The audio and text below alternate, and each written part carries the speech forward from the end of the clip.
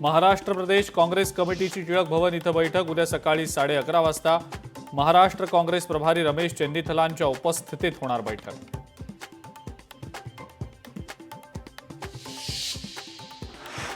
प्रवाशांना चांगली सुविधा न देणाऱ्या हॉटेल थांबे रद्द करा। परिवहन मंत्री प्रताप सरनाईकांचे एसटी प्रशासनाला निर्देश।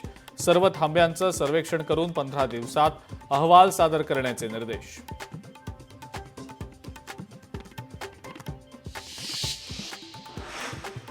सोन्याच्या दरात 1300 रुपयांची वाढ। सोन्याचा दर आता विक्रमी 97,500 रुपयांवर।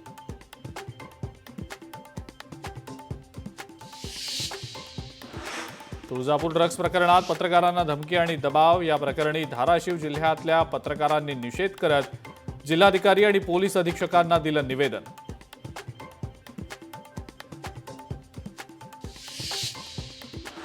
सोलापूरचा उजनी जलपर्यटन प्रकल्प अहिल्यानगरला जाणार। शिखर समितीच्या मान्यतेनंतरही प्रकल्प रेंगाळला। राज्य सरकारनं 283 कोटींची केली तरतूद।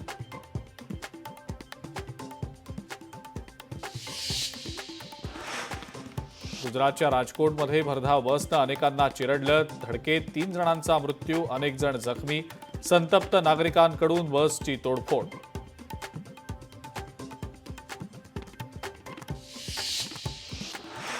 मीरा भाईंदरमध्ये एका व्यक्तीला नग्न करून बेदम मारहाण। 20 ते 25 जणांच्या टोळक्यानं केली मारहाण।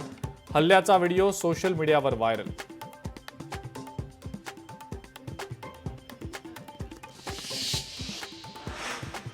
सांगलीतल्या स्थानिक गुन्हे अन्वेषण शाखेची मोठी कारवाई। जबरी चोरीचा छडा लावत 7 जणांना अटक करत 2,56,00,000चा मुद्देमाल केला जप्त।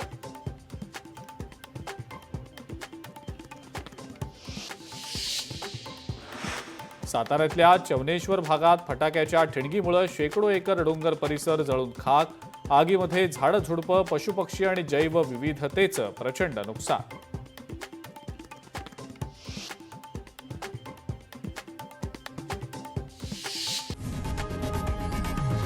लोकशाही मराठी ऐका, पहा, जागरूक रहा।